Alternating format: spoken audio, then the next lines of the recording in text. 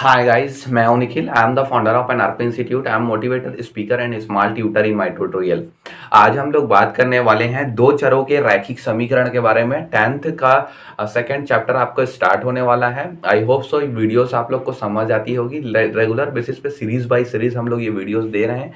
आप चैनल के प्लेलिस्ट में जाकर के वॉच कर सकते हो हर वीडियो को। तो चलिए हम लोग देखते हैं दो चरों का रैखिक समीकरण। तो पहले आज तो जनरल इंट्रोडक्शन दूंगा, ज्यादा नहीं पढ़ाने वाला। दो चरों का रैखिक समीकरण, दो चरों का रैखिक समीकरण।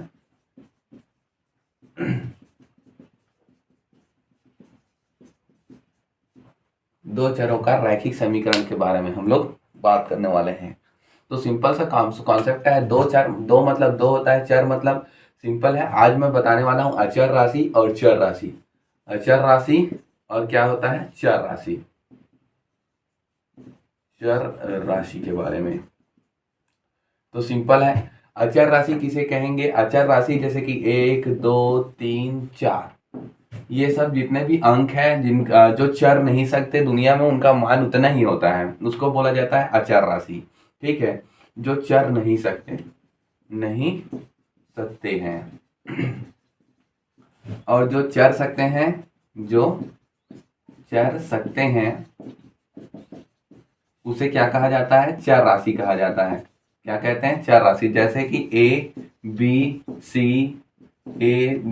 सी, छोटा ए बी छोटा बी, एक्स वाई जेड, जैसे जितने भी लेटर्स आ गए हैं, जितने भी क्या है लेटर्स, ऑल लेटर्स, जितना भी लेटर्स आ गया वो सब क्या है? आपके चर राशि है। और ये क्या है? अचर राशि है। आई होप सो ये समझ आया होगा आपको। तो दो चरों का मतलब यही है। और इन दोनों चरों से मिलकर के क्या बनता है? तो दो प्रकार के चरों से मिलकर के एक समीकरण बनता है, इक्वेशन बनता है। और उसी इक्वेशन को दो चरों का रैखिक समीकरण कहते हैं। तो चलिए देखते हैं।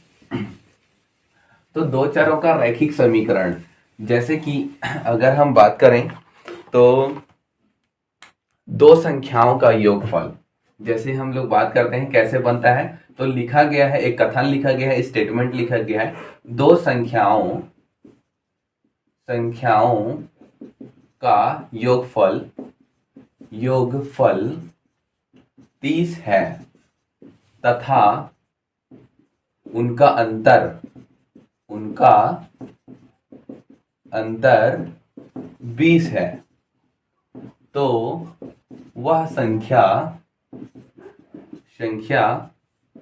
ज्ञात कीजिए और समीकरण बनाइए। तो पहले तो हमको समीकरण बनाना है, तब तो जाके हल कर पाएंगे जी। तो सिंपल सा कॉन्सेप्ट है, दो संख्याओं का योगफल 30 है तथा उनका अंतर 20 है, तो वह संख्या हमको ज्ञात करना है। तो जैसा कि बोला गया है दो संख्याओं का योगफल कितना है? 30 है।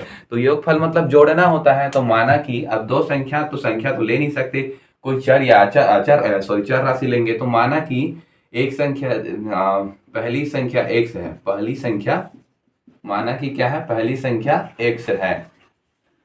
माना कि क्या है? पहली संख्या x है तथा दूसरी संख्या क्या है? y है।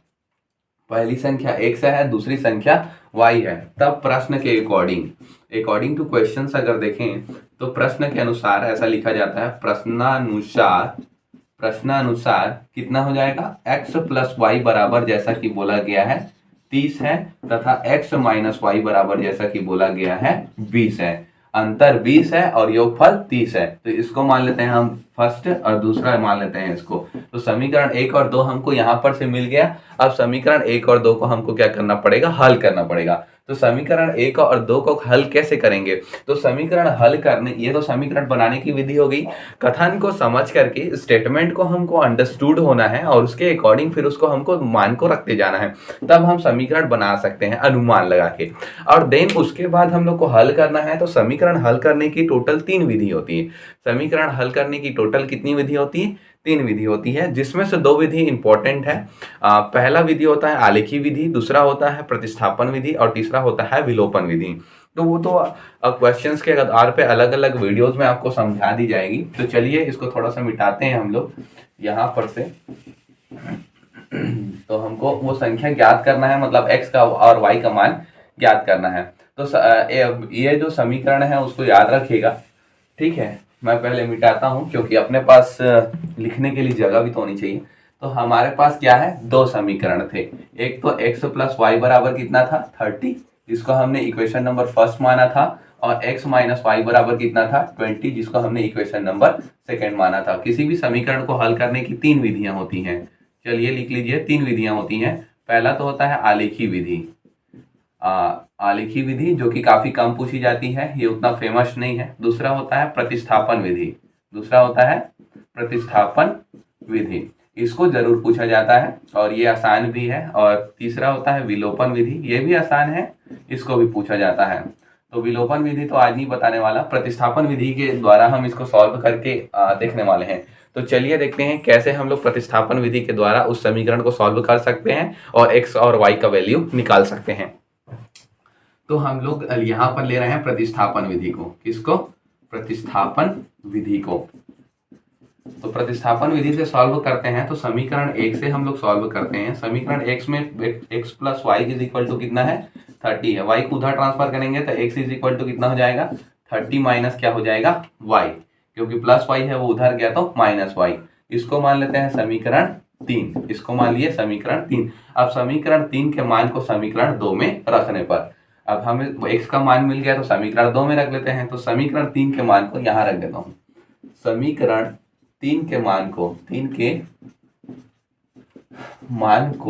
2 में रखने पर चलिए रख देते हैं, समीकरण 2 में रख देते हैं। तो ये हो जाएगा x माइनस वाई है, समीकरण 2 बराबर x माइनस वाई बराबर 20 है। तो x का मान 30 माइनस वाई है, तो यहाँ रख दीजिए 30 माइनस वाई, माइनस क्या हो जाएगा y इज इक्वल टू कितना हो गया 20। अब 30 को उधर ट्रांसफर करेंगे, माइनस माइनस क्या हो गया प्लस, तो 2y क्या हो गया 2y, माइनस 2y हो गया, और 30 उधर ट्रांसफर करेंगे तो 20 माइनस कितना हो जाएगा 30, क्योंकि प्लस 30 था उधर गया तो माइनस 30। अब 30 में 20 गया तो कितना बचा 10, लेकिन 30 बड़ा है तो माइनस 10, ये माइनस 2y, ये माइनस माइनस कैंसिल हो गया, प्लस हो गया, तो 2y इज इक्वल टू कितना आ गया 10, और y को उधर ट्रांसफर करेंगे तो y is equal to 10 upon 2, 2 एक कम 2 5 6 10, तो y इज इक्वल टू कितना आ गया 5, y इज इक्वल टू कितना आ गया 5। अब ये y का मान, मतलब हमें तो दूसरी संख्या मिल चुकी है, अब पहली संख्या ज्ञात करना है। तो सिंपल है, y के मान को किस में रख देना है। अब ये मिल गया y का मान, अब y के मान को हम लोग को क्या कर देना है समीकरण 1 में रखने पर या 2 में। तो y के मान को क्या कर देना है, तो y के मान को समीकरण 2 में रखने पर, समीकरण 2 में रखने पर तो रख देते हैं। तो x माइनस वाई, वाई का मान कितना है 5, और इज इक्वल टू कितना हो गया 20, तो उसको कर दें y को उधर ट्रांसफर, तो x इज इक्वल टू कितना हो जाएगा 20 और प्लस क्या हो जाएगा 5, तो ये हो जाएगा x इज इक्वल टू 5। तो x देखिए, अब यहाँ पर रख दो 5, यहाँ पर रख दो सॉरी यहाँ रख दो 5 और यहाँ रख दो 25, तो कितना हो जाएगा 30, और यहाँ रख दो आप 25 और यहाँ रख दो 5, माइनस कर दो तो ये हो जाएगा 20। तो x का मान मिल गया और क्या हो गया y का मान मिल गया। इस तरीका से हमको क्या करना था, बनाना था। ऐसा बनता है प्रतिस्थापन विधि। आई होप सो आपको समझ आ गया होगा video. Thank you, like subscribe and share my dear friends.